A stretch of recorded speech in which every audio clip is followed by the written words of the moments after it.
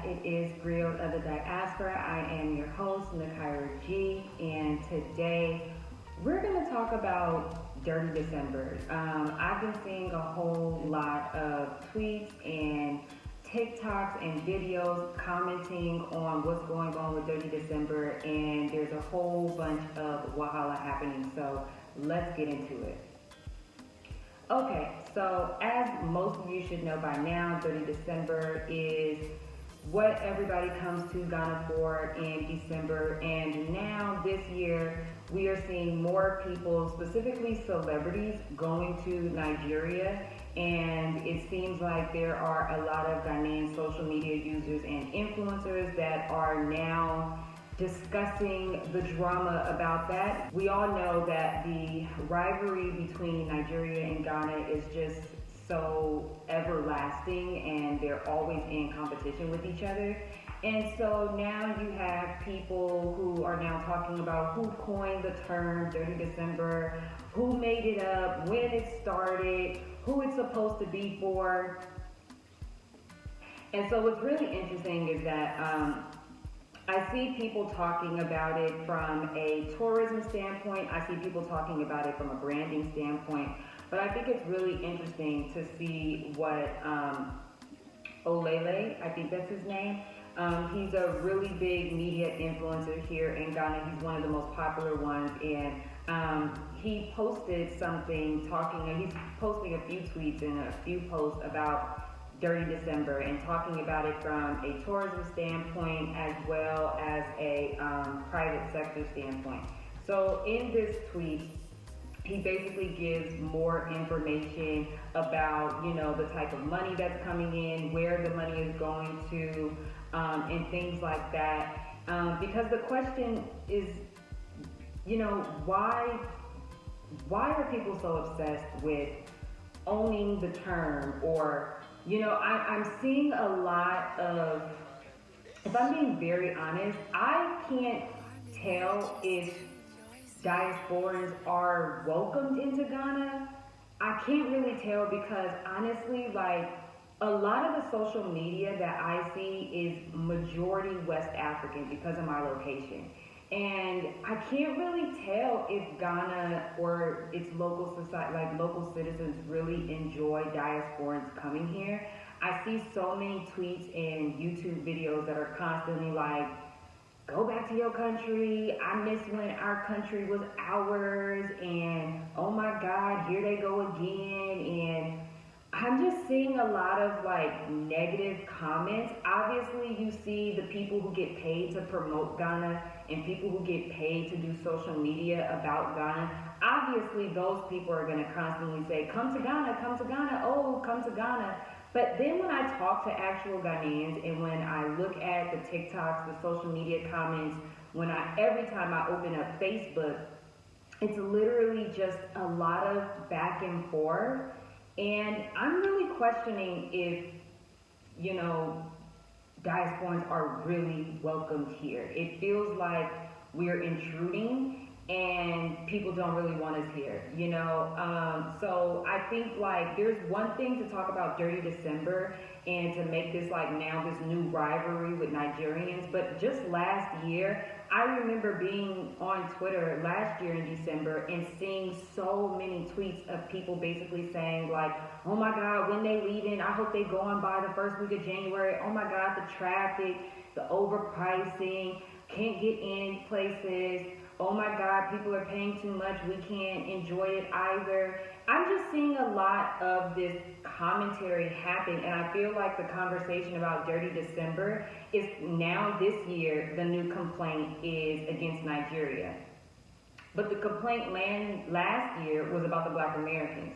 And then the year before that, it was the same thing.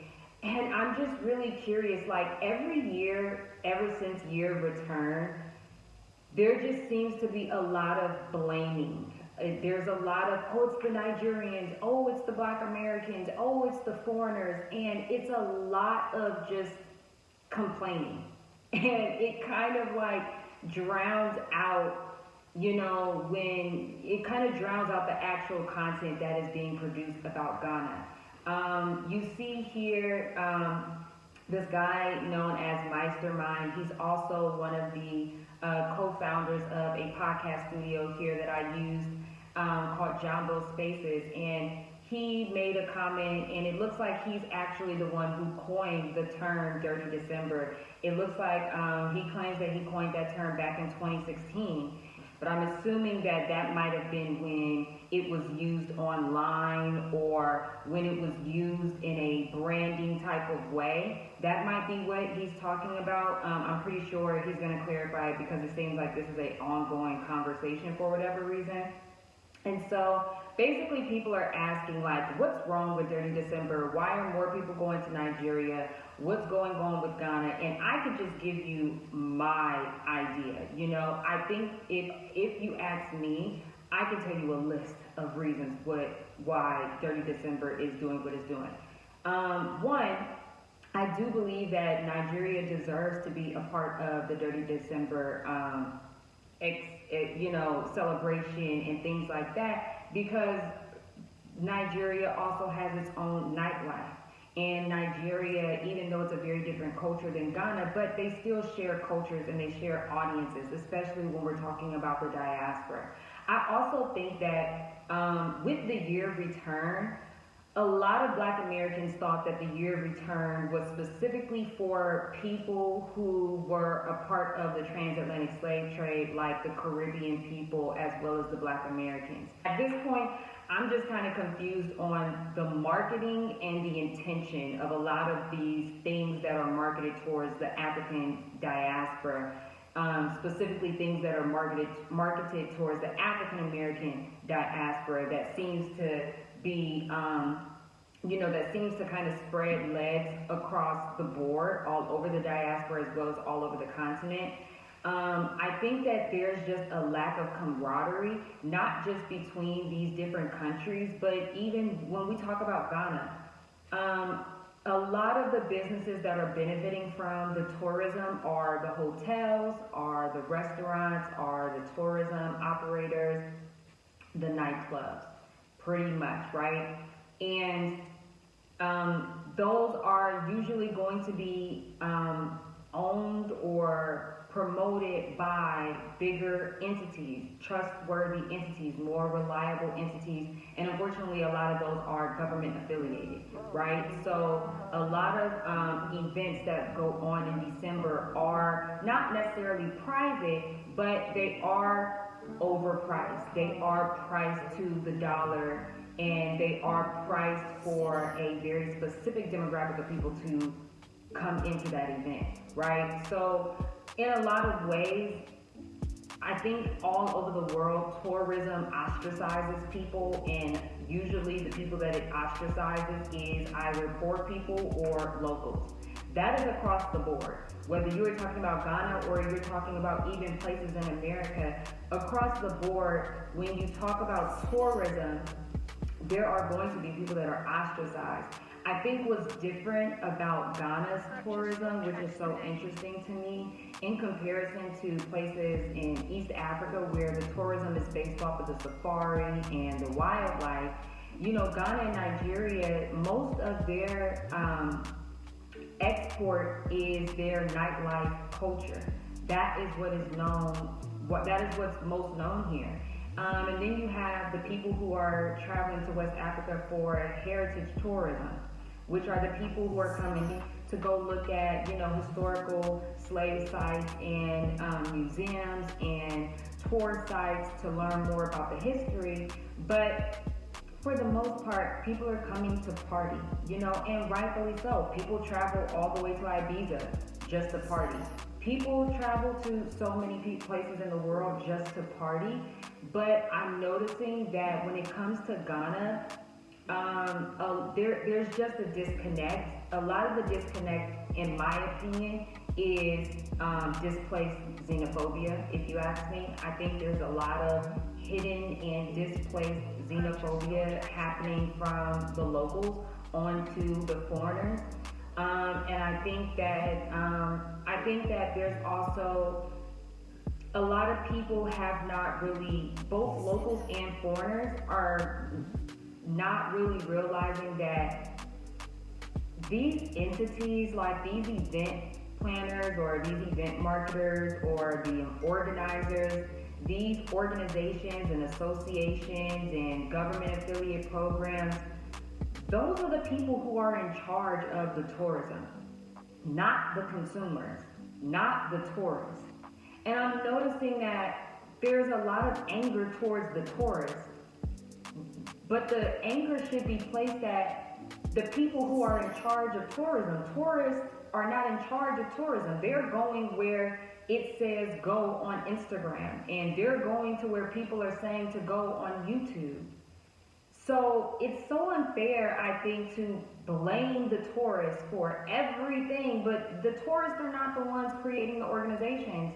They're not the ones who are affiliated with Ghana's government.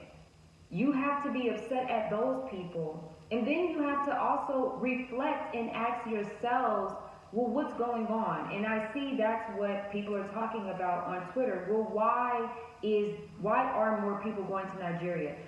I'll ask the question, why does it bother you that people are going to Nigeria? I mean, why not go to Nigeria? I think next year people should go to Senegal.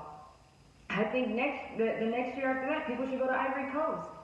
I mean, I thought that West Africa was in camaraderie with each other. I thought that building up West Africa was the goal. I didn't know that Dirty December was just come to Ghana and make us all this money and then go and leave. It's a lot of confusing messages, because some people, a lot of tourists don't like the feeling of, yeah, come to our country, give your money and go, go, go. Some people don't like that. So I'm really curious, like, is this what's gonna happen every December? Like, it's gonna be a new thing to complain about? Like, I think just because Chloe Bailey and Ruby Rose and Sweetie are showing up, I don't know if that's enough to be so overly concerned about what's going on with Dirty December. I think that there should just be more camaraderie amongst West Africa, and I think a lot of people should also understand that some people don't want to travel to the same place over and over and over. Some people are going to come to Ghana just once. Some people are going to come to Ghana just one time.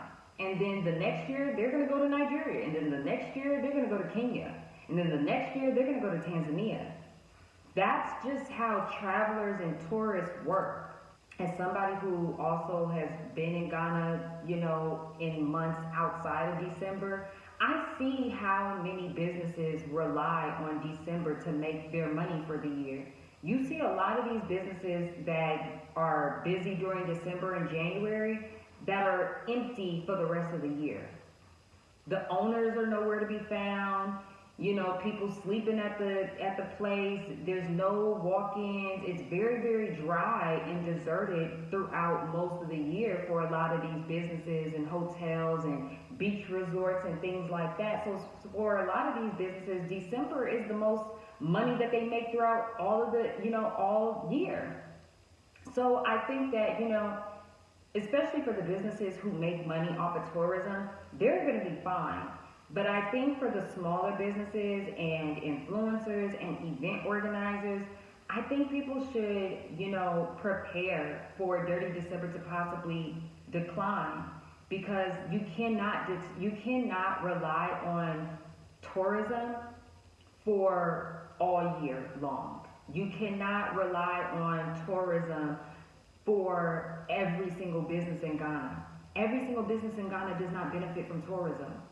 The ones closest to the coast, like I said, the ones affiliated with the government, the ones that are affiliated with certain influencers, the ones that have a lot of followers and things like that, they might benefit from those things, but the majority of the country 99% of the country does not benefit from tourism in Ghana. So I think it's fair for tourists And for people who like to travel, to not feel like every December they have to come to Ghana. They should be able to travel all throughout Africa and see what Africa has to offer and see the differences and see the similarities and also see what it is that you like. There are things that you might not like in different countries. And who cares about who coined the term? Because respectfully, it's not about who coined the term. Who owns that term, Dirty December? Is it trademarked? I think the bigger conversation is ownership, intellectual property, and making sure that smaller influencers own their product. Child, anyway, that's all I got. Till next time.